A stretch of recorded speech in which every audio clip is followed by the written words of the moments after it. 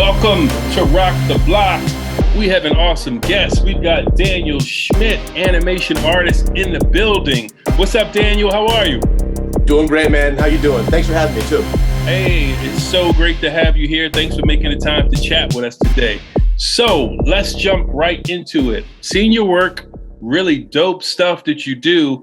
You've got your own animation style. So quickly, what's your background with animation and how'd you develop your style? Yeah, so I got into drawing maybe when I was 12 years old. I kind of did it a little bit before then, but I realized people around me were getting better than me. And I didn't like that. I wanted to be good too. And I wasn't at the time. So I had to think of how am I going to approach drawing? How am I going to approach learning it? I wasn't that great at figure drawing. I wasn't that great at life drawing.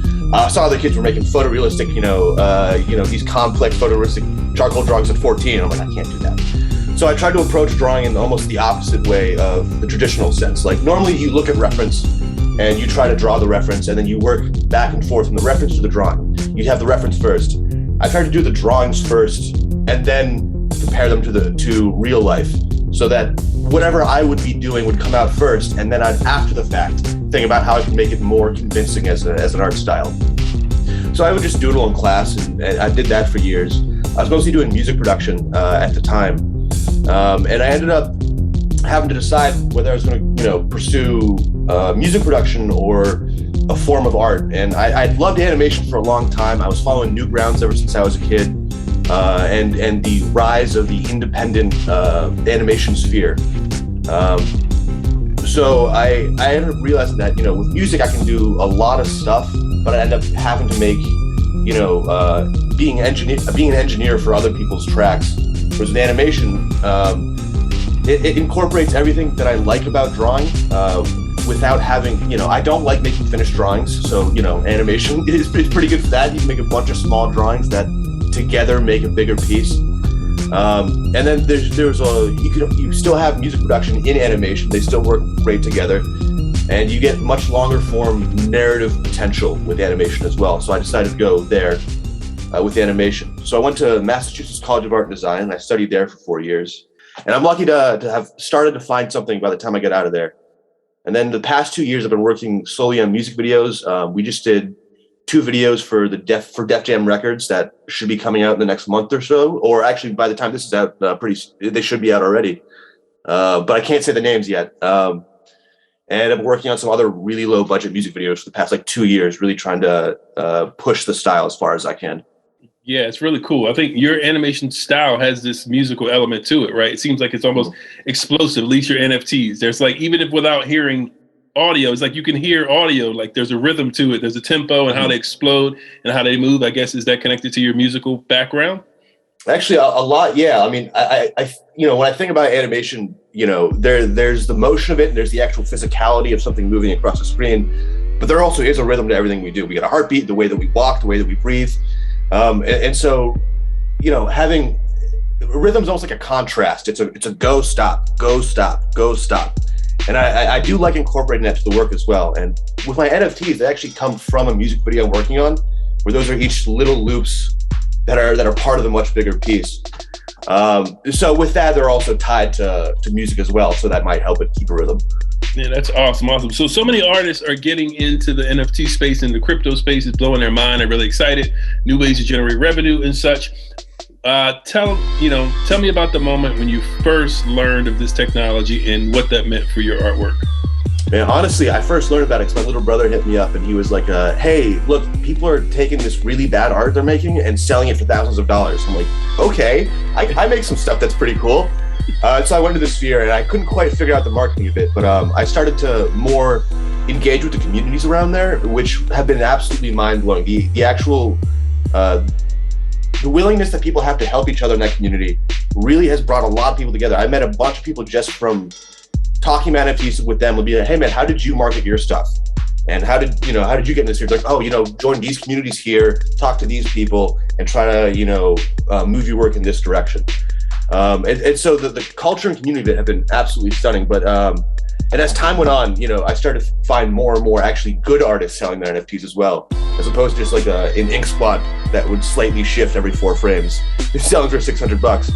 But crypto's a really interesting place because I make stuff that's in a I think a kind of unique style, but it's hard for me to get a studio job because I haven't really shown like Steven Universe or Castlevania styles or something like that yet. So NFTs have given me a place not only to, find new communities of people who are trying to explore new types of art, but also give me an opportunity to hopefully find a way to sell my art for a reasonable amount. Because with music videos, it's $900. You got to make a 4-minute music video, something like that, Yeah, that's a lot. And so with that, so let's talk about the crypto creative community a little bit, right? So kind of like you're feeling that love that you said, this sense of communities, connection, readily sharing information. Was that a new experience for you in general? Do you feel like this is unique from a community perspective? In terms of animation, not entirely, but it's on a different level with the NFTs. Like, the cross promotion especially is huge in this. Like, with animators aren't typically famous. There are a few that are, like Peter Chung or something. But most animators are just people working a job, making the stuff that they love. And I've almost, and most people I hit up don't respond, but maybe 25% do, which is a solid amount given what I would consider. Like, if I try to hit up an actor, I'm not going to get anything back. But if I hit up a fantastic animator whose work I really, really love and has a few thousand followers or 10,000 followers or whatever, often they're just going to love the question anyway and love that someone else wants to know more. And people want to talk about their own work. I mean, I do. That's why I'm here, So it's a win-win. And I found that animators in general are pretty open. It's a smaller community than I thought. And my teachers has always said so, but I didn't really believe how small it actually is. Yeah. So talk a little bit about your process, right? Because there's different types of animation. Everyone has different. Are you like, pencil to paper and you scan it in? What's your process? So I work on a 22-inch Cintiq. I pretty much never touch paper. I never doodle for fun anymore. I just basically, I'll start with a general idea.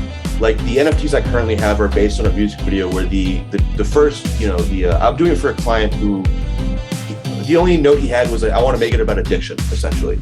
And so I listened to his song on repeat for a while. And I listened to the different notes, the different consistencies, the things that he says.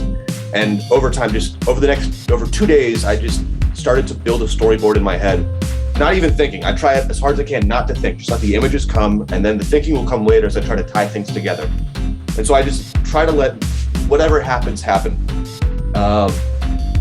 A story started to build and images started to build. I've been slowly exploring the different ways animation can trick perception.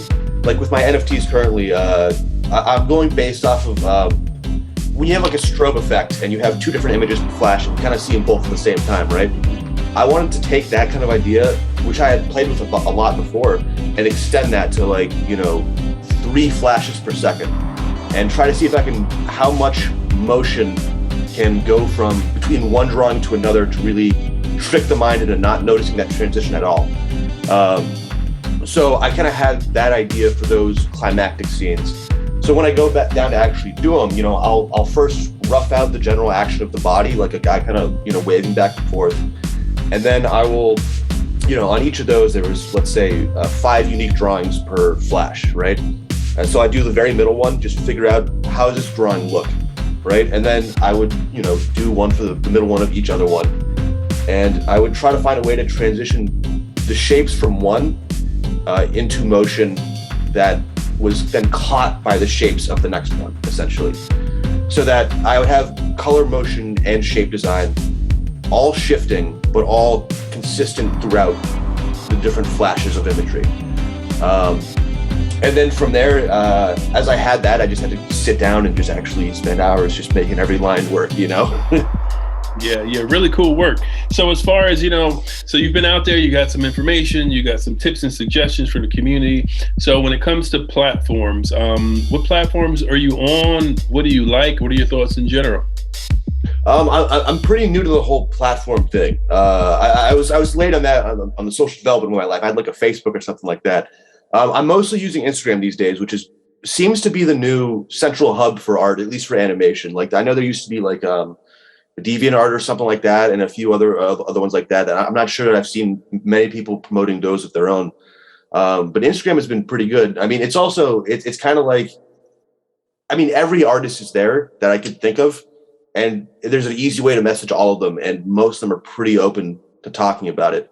I haven't found much work from that space. I found work from Fiverr before. I found work from Reddit. How about minting? Which platform for minting your NFTs? Oh, NFTs. Yeah, I somehow got on Foundation. This is one of the great things about a community. I asked people, hey man, how'd you get on Foundation? I know that there's a whole process to it. You got to get invited and all that. They're like, well, I did a bunch of Twitter contests and tried to find people who would like my work in the first place to apply to their contests. I'm like, all right, well, I won't win one, but I'll apply for that. And within a week, I'd won one, and I was like, okay, I guess I'm on Foundation now. And so I have some of my work up there. It's a really cool space. I mean, the exclusivity of it probably helps a lot. And, you know, yeah, okay. The exclusivity helps a lot. All right. Are there any other like dream platforms you'd hope to be on one day, or what are your thoughts on some of those? That was Foundation. Foundation was my dream platform, and that's the one I got into pretty immediately. It worked out surprisingly well. I was kind of shocked. Yeah, that's awesome. Well, congrats on that. And so, you know, so like you said, you're early, but, you know, you're actually minting NFTs. You're doing, you know, interviews. So you're out there, right? So you started the journey. What advice would you have for new artists who they're just kind of watching this and they're just getting started and they have lots of questions? What advice or tips would you give them? So I would watch the trends, what's actually selling, and look, you can actually go to people's profiles and all that, see how many followers they have, try to like look at their Instagram, try to find people who don't have crazy followers already, if you're new, because we don't have those, you know? Try to find those people and find out what they're doing and how they're selling it. Follow their Twitter, go look at the communities that they're posting on, and go look at what they're actually doing. And then also hit that person up and be like, hey, how did you get your stuff out there? They'll probably tell you a few communities that they marketed their stuff on, a few strategies that they had. One thing I hear a lot is of course the Twitter thing. Like people will do like, you know, a bunch of posts of, hey, you know, share your NFT here, and I want to buy it, you know, blah blah blah. Making a post there, making it, you know, a bit funny, making some words with your post that actually boost what your NFT is doing to catch an eye, and then posting your stuff there. On top of that, really, it probably helped to also collab with other NFT artists. They're especially ones who have a little bit of following, because following does seem to help a lot, especially at this stage of the NFT market. And again, watch the trends, because again, so if you have like, you know, Greta Thunberg beating up Elon Musk with on top of NFT Mountain or Ethereum Mountain, you know, that's going to do a lot better than, you know, maybe your avant-garde, really strange out there art if you don't really have a following for that type of art yet. So watch the trends. I mean, definitely do what you love and make it the best you can. I think that's what will help you the most with NFTs long term.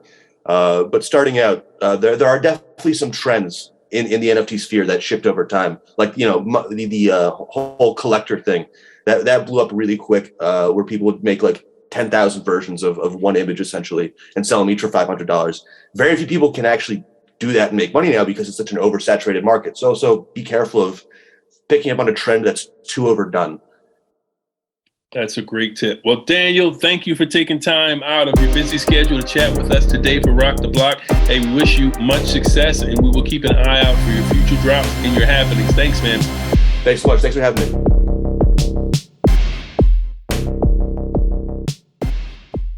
Lowkey Giant.